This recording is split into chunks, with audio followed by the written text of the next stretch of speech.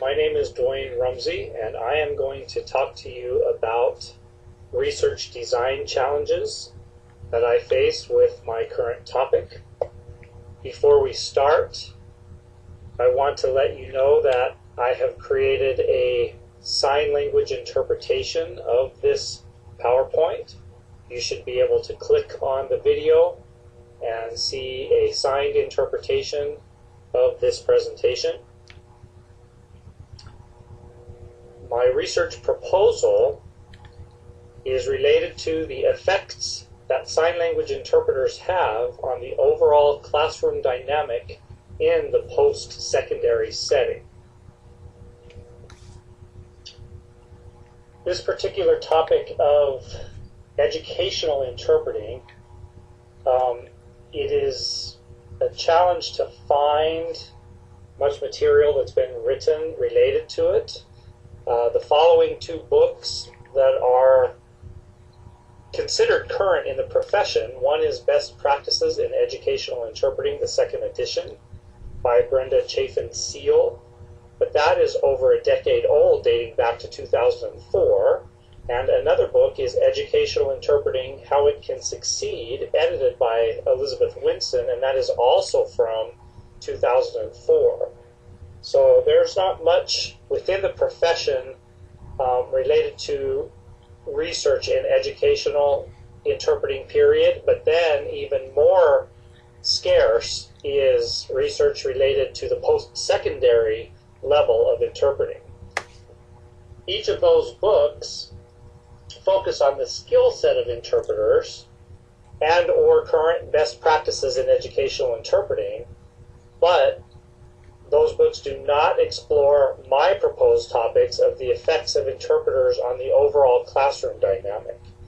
Although issues related to linguistic skills of interpreters and deaf and hard of hearing students are important to explore, understanding the overall impact of the presence of interpreters has a role in student learning and impacts instruction. Some research that may be considered current, because it has been conducted after the year 2010, is scarce and typically incorporates the same focus as the books, and that is linguistic skills of interpreters and deaf and hard of hearing students, such as research done by Beal, Alvarez, and Sheets in 2015. Various accommodations used for deaf and hard of hearing students, such as research conducted by Coffin, Leppo, Jinjin, and Bond in 2015, and issues related to the learning processes of deaf and hard of hearing children, such as that conducted by Lane Outlaw, Lang, and Sherwood in 2013.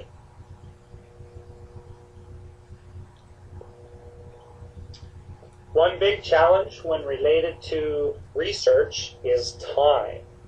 Each phase may take days, weeks, or months, or longer. The first phase is planning, which includes formulating the idea, deciding on the topic, and then conducting research related to other research and studies that have been previously performed by others, literature reviews, methodologies, and other components are reviewed and decided upon during this stage. Logistics includes the who, what, when, where, and how the research will take place. The actual study may take place in post-secondary classrooms, working with a higher education institution to find suitable classes, courses, willing instructors, willing interpreters, and willing deaf and hard of hearing students must all be managed. If there are interviews, where will they take place? How long is each interview expected to last? When will the study take place? Over the course of days, weeks, or months, or longer? These are just some of the logistical factors that present challenges.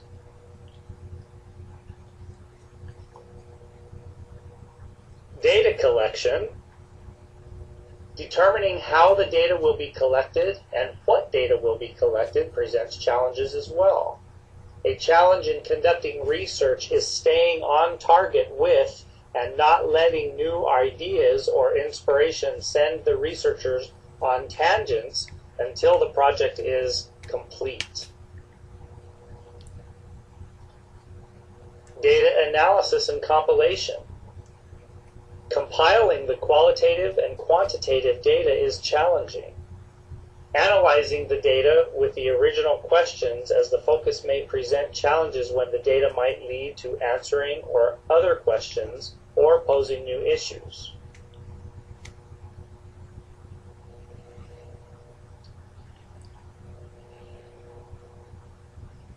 Presenting the findings in an articulate yet approachable manner in order for the information to be useful to researchers as well as practitioners and consumers. Each category will take time. Predicting the amount of time for each category is a challenge itself. Therefore, predicting the amount of time the entire project will take may not be completely possible without building in blocks of additional time that may be needed throughout the process.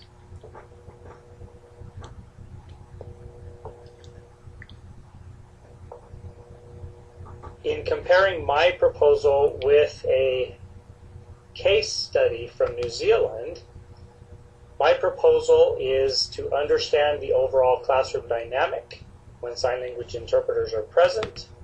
The New Zealand study was to gain basic information about interpreters in higher education, and there was a focus on skills and knowledge of interpreters. This is the most relevant current research, and that case study was conducted in New Zealand in 2013. It was conducted at a post-secondary educational environment over a 4-week period and involved 2 sign language interpreters. Some similarities between my proposal and the New Zealand case study are that both take place in with sign language interpreters in higher education. Both used mixed measures for data collection and data analysis that include qualitative and quantitative. Powell used the mixed method design in the New Zealand study, and in my study, incorporating both quantitative and qualitative methods in the study provides for variances in participants, including years of experience, linguistic competence, education, and other schema that's unique to interpreters and deaf and hard of hearing students. Additionally, factors involved with instructors such as years of experience teaching, teaching style, type of course, and previous exposure to deaf and hard of hearing students and interpreters are relevant and need both a qualitative and quantitative approach within the study.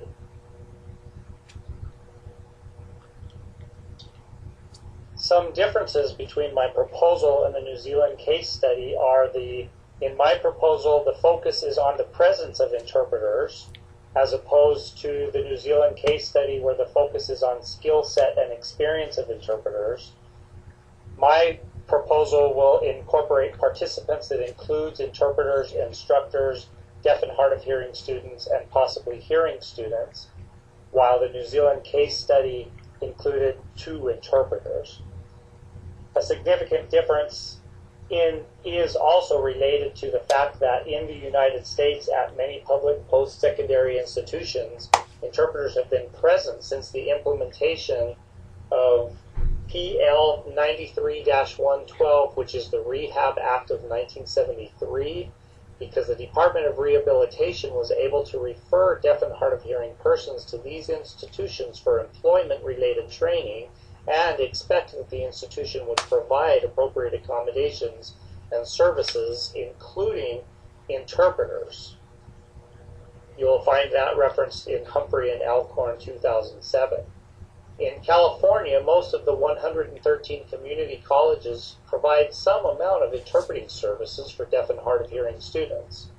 Including my own program in Southern California, there are 6 community colleges with interpreter training programs and one public university that provides a bachelor degree in deaf studies with a focus on interpreter training. In New Zealand, there is only one interpreter training program in higher education in the entire country.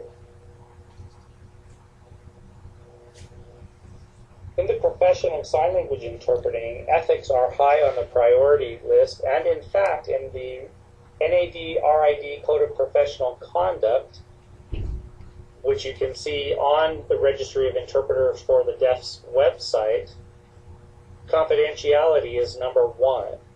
So in conducting this research, it's important to maintain the anonymity of interpreters, deaf students, instructors, and hearing students during the entire process, including data collection, data analysis, and synthesizing that data into a final report.